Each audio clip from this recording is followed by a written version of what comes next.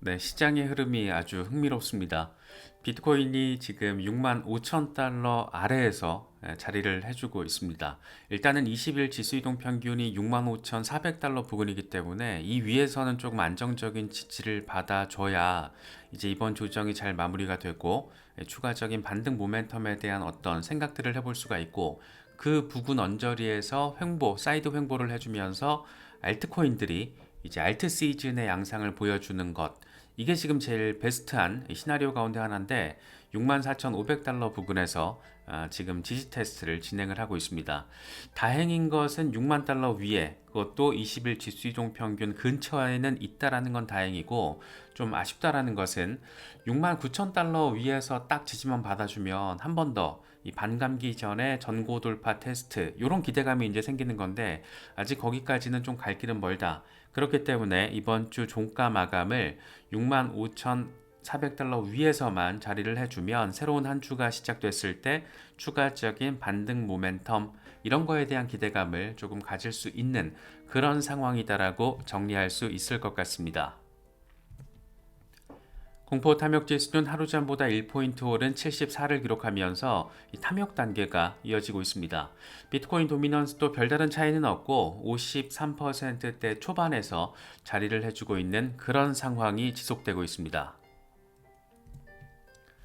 이건 지금 비트코인 4시간 차트인데, 차트가 딱 봐도 되게 예쁘죠. 지금 삼각 패턴을 예쁘게 완성해 가고 있는 상황. 과연 여기서 추가적인 반등을 이뤄내면서 상단 저항 돌파를 해내고 그렇게 나아갈 수 있을지, 새롭게 전고 돌파 리테스트를 할 수 있을지, 아니면 여기서 지지 테스트를 조금 더 진행을 하는 시간을 가지면서 이 상단 저항 돌파를 이뤄낼지, 이게 지금 관전 포인트인데, 어쨌든 4시간 차트를 통해서는 긍정적인 반등 움직임이 등장해주고 있다는 것은 그래도 긍정적으로 바라볼 수 있는 지점이 아닐까 생각됩니다.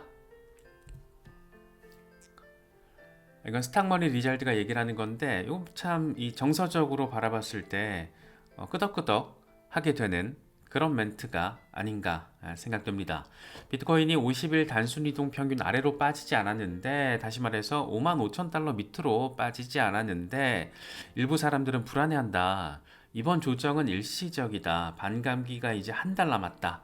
반감기 전에 약세장이 시작된 적은 없었다. 이렇게 말을 하면서, 기본적으로 반감기 전에 발생하는 이 반감기 전 랠리의 로컬 탑, 그런데 이번 같은 경우에는 이게 지금 신고가가 돼버렸잖아요.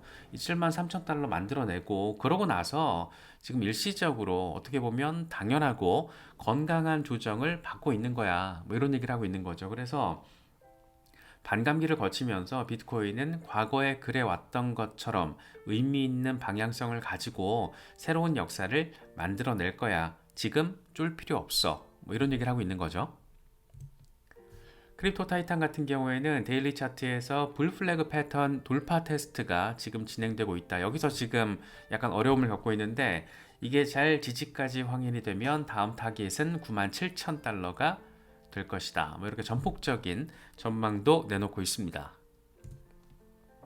추가적인 하락 가능성에 대해서도 우리가 조금 염두에는 둘 필요가 있죠. 지금 젤레 같은 경우에는 비트코인이 하락 쇠기 패턴을 보여주고 있는데, 이거는 7만 달러까지 상승하기 전에 추가적으로 이 저점 테스트가 가능하다. 이 조정 끝날 때까지 차분히 그냥 기다리는 게 가장 좋다. 지금 상황에서는 뭔가 적극적으로 액션을 하기에는 다소 모호하다. 뭐 이런 얘기를 하는 겁니다. 그러니까 추가적으로 여기서 이제 살짝 반등을 해주면서 안정적으로 나아가주면 좋은데, 아니면 여기 어딘가에서 와리가리 하면서 이 재축적의 과정을 거치면서 요 시기에 이제 알트 시즌이 벌어지면 그것도 좋은데, 문제는 한 번 더 빠졌다 갈 수 있다라는 얘기를 하는 겁니다. 그래서 하락속의 패턴의 이 형성 가능성, 그 양상이 지금 등장하고 있다라는 것도 참고를 하시면 좋을 것 같습니다.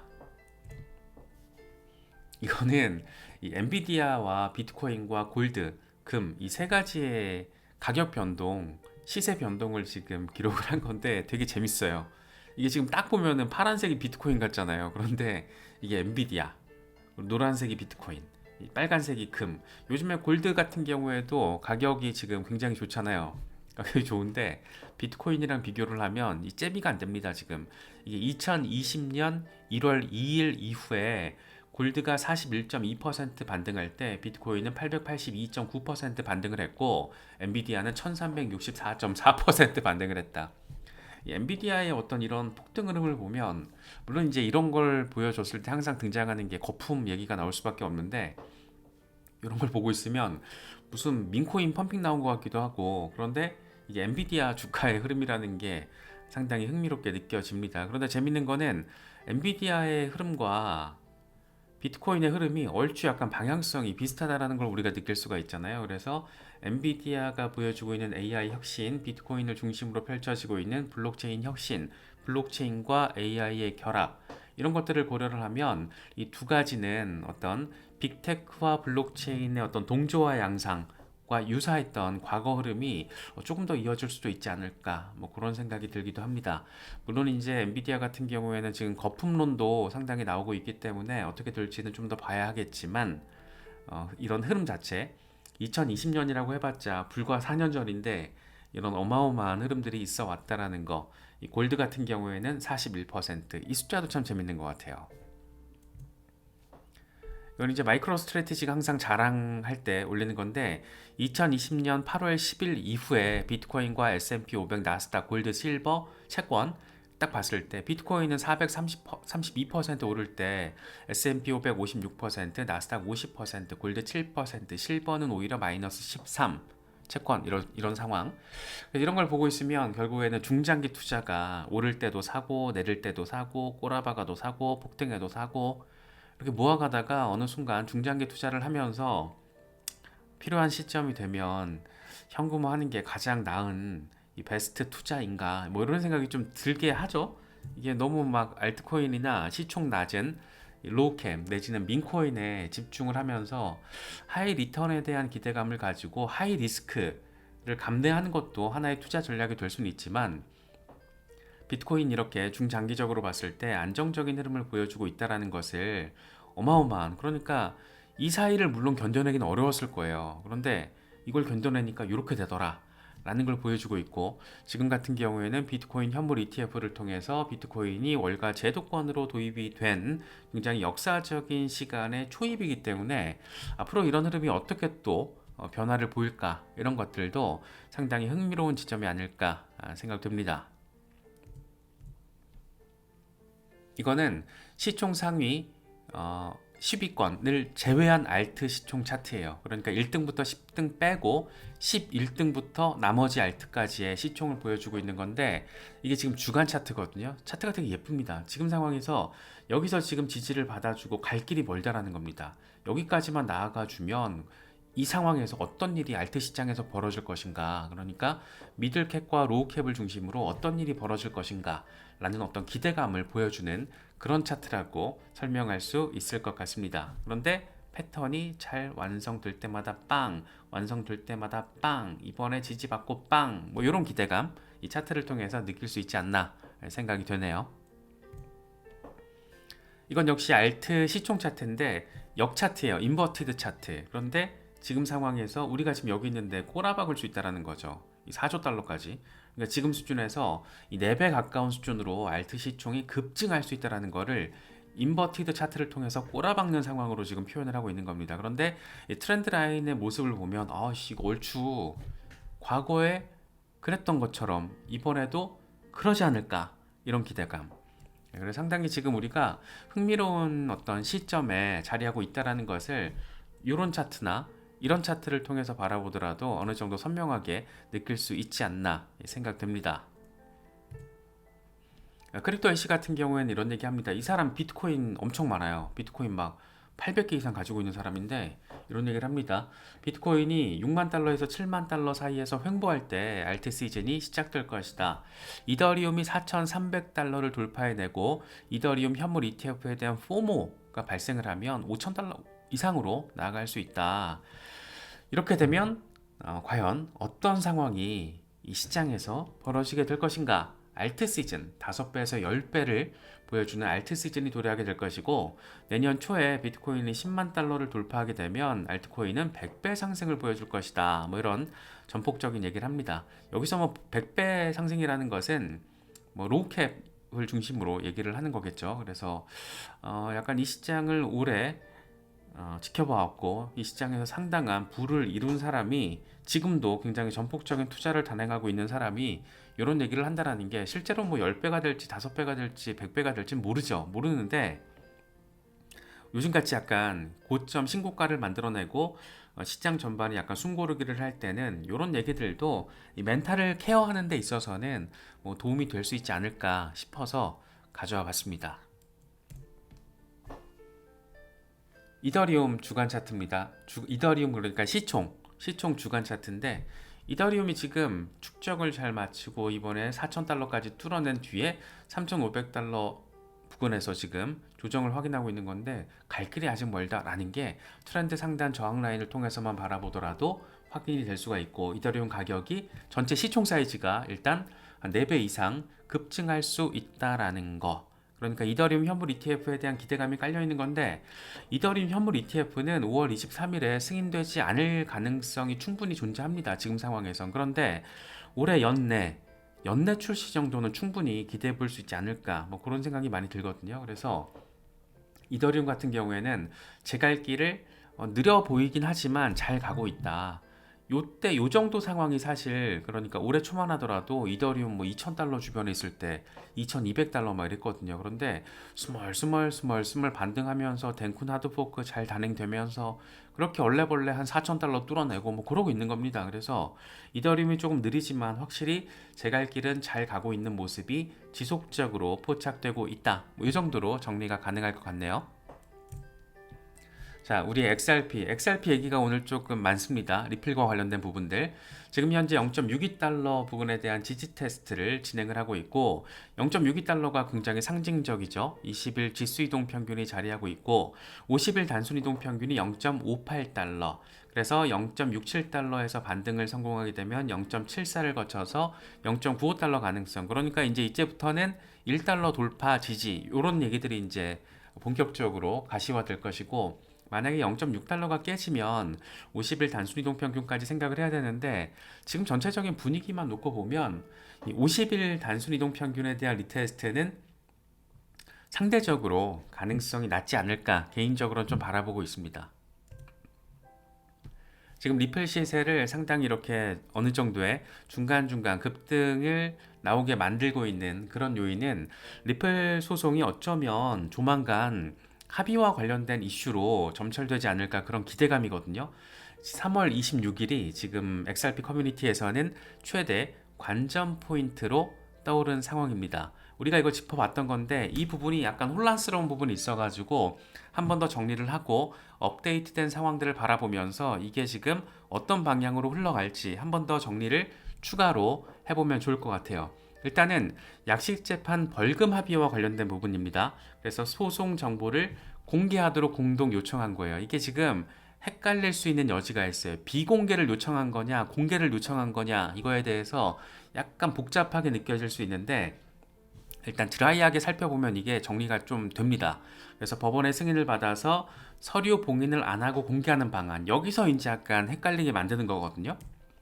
근데 이게 지금 3월 22일까지 양측이 비공개 서류를 제출을 하고 3월 25일에 양측이 만나서 미팅 협의를 합니다. 뭘 협의를 하냐면, 비공개로 제출된 것 중에 이제 공개를 해야 되는데 어떤 걸 가리고 공개할지, 그러니까 레드 액션을 의 범위를 지금 놓고 협의를 하겠다라는 건데, 레드 액션을 최소화하면서 공개하자라는 게 지금 큰 전제예요.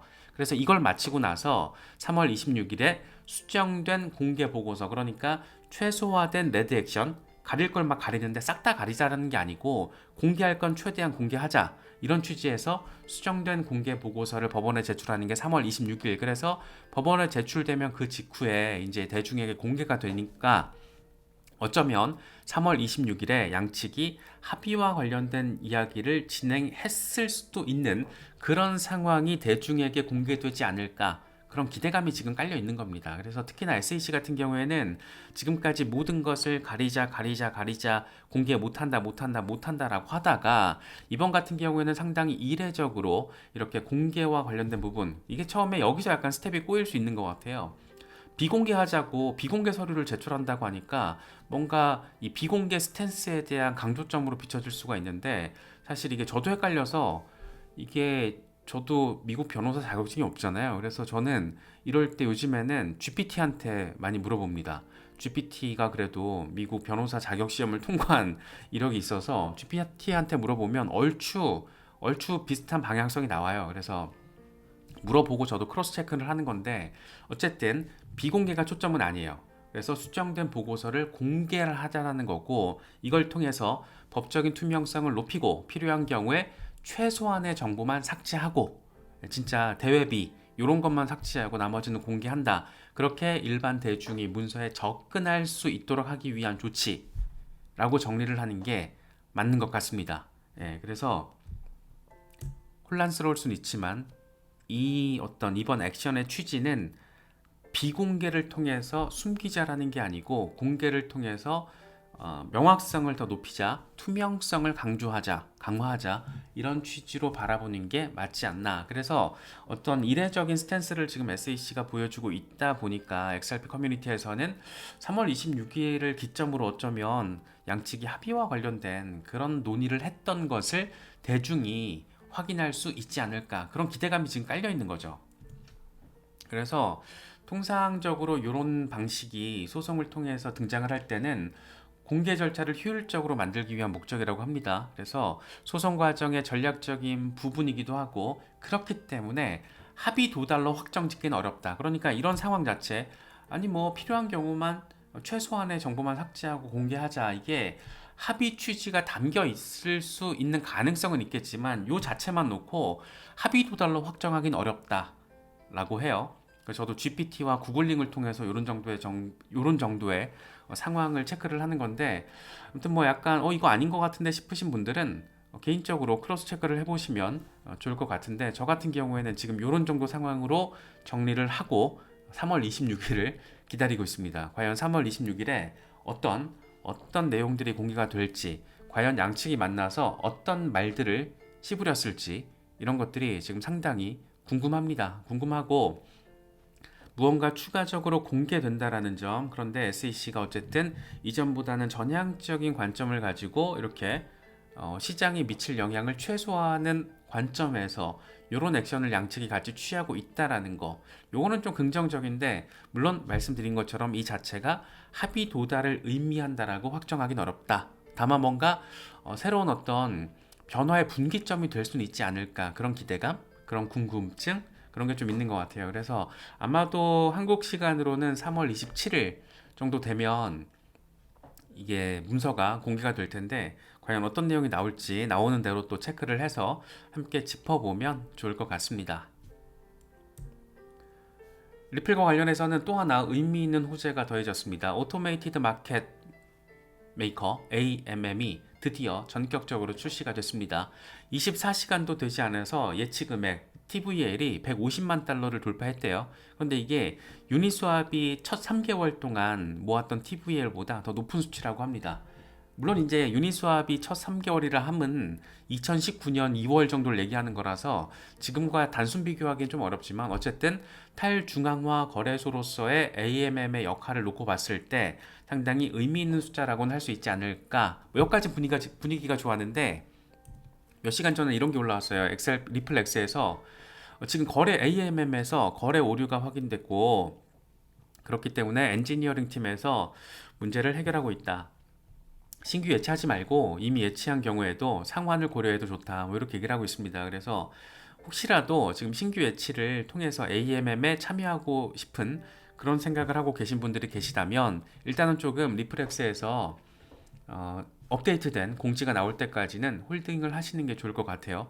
저도 지금 AMM 이거 어떻게 하는 건지 살펴보고 있는데, 어쨌든 지금 단행이 됐고 오류가 나왔고 문제를 해결하고 있다고 합니다. 이게 단기적으로 문제가 잡힐 가능성이 높다라고 바라보고 있지만, 만약에 조금 며칠 정도 지연이 되면은 약간 부정적인 영향의 재료로 작용할 가능성도 있습니다. 하지만 지금까지 테스팅 과정에서도 오류 문제는 발생을 했고 오류를 또 잘 잡아왔고 그렇기 때문에 조만간 뭐 해결될 것으로 생각이 되는데 어쨌든 AMM이 출시가 되면서 상당한 관심을 받았고 지금은 오류 상황이 해결되는 그런 과정이라서 신규 예치는 하지 말라라고 리플렉스가 공지한 상황이다. 여기까지 조금 정리를 하시면 될 것 같습니다. 그러니까 지금 소송과 관련된 어떤 기대감이 있고 AMM에 대한 기대감이 깔려 있는 겁니다. 그러니까 이슈적으로 상황이 좋은 호재들이 있고 여기에 지금 기술적으로도 패턴이 되게 좋다라는 거 이거 우리가 몇 번 체크해 봤었잖아요. 그러니까 가장 나이스한 거는 기술적인 패턴이 좋을 때 이슈적인 재료가 빵 하고 들어와서 기술적인 패턴을 더 강화시키는 그런 상황인 건데 뭔가 지금 소송과 관련된 긍정적인 부분이 들어왔을 때 주간 차트를 통해서 바라봤을 때 지금 빵 가능하다라는 거 이거는 2주 차트, 투익 차트를 바라봐도 지금 상황 분위기 좋은데 여기서 소송 만약에 긍정적으로 뭐가 등장해 준다. 어떤 재료가 빵 가능하다라는 거. 이거는 지금 먼슬리 차트, 1개월 차트인데 여기서도 지금 차트가 예쁘죠. 그래서 빵 하고 등장할 수 있다라는 거. 투먼스 차트 더 예뻐요. 거의 지금 완성 직전. 그런데 MACD 골든 크로스 빵 가능성. 그래서 지금 기술적인 패턴 흐름이 예쁘다 보니까 이슈적인 이런 긍정적인 기대감을 갖게 만드는 재료들이 등장을 하면서 조금 더 리플에 대한 XRP의 어떤 흐름에 대한 기대감을 키우고 있습니다. 그렇다 보니까 스티브 코트니 같은 사람은 2주 차트를 통해서 과거에 58,431% 폭등했을 때 그때랑 지금 패턴이 똑같아. 이때는 근데 3년 반밖에 안 됐는데 지금은 6년 2개월짜리야.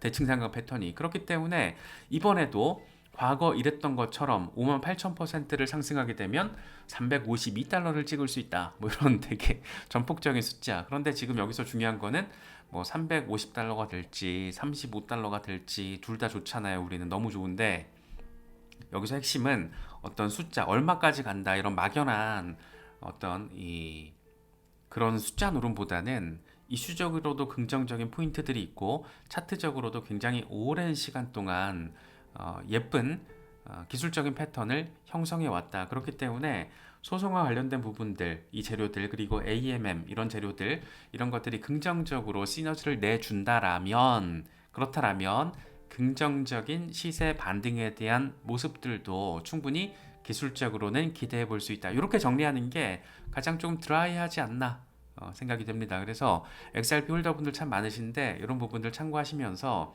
조금 더 기다려보면 좋을 것 같고 소송과 관련해서는 어쨌든 뭔가 꿈틀꿈틀하기 시작했잖아요. 지금 꿈틀꿈틀하기 시작했고 당장 4월 20일 이후부터는 1심 정식 재판이 이제 개시가 되기 때문에 2분기에 어쨌든 배심원 판결을 진행하겠다라고 아날리스트 토레스 판사가 공지를 한 거잖아요. 그래서 여러 가지 타임테이블이 긍정적인 포인트들을 기대해 볼 수 있는 타임테이블이 올해 상반기에 쫙쫙 깔려 있다라는 거. 그런데 재미있게도 공교롭게도 참 희한하게 이제 4월 20일 전후 시점에서는 비트코인이 또 반감기가 접어든다. 뭐 이런 긍정적인 상황들. 그래서 이런 부분들 종합적으로 바라보시면은 좋을 것 같습니다.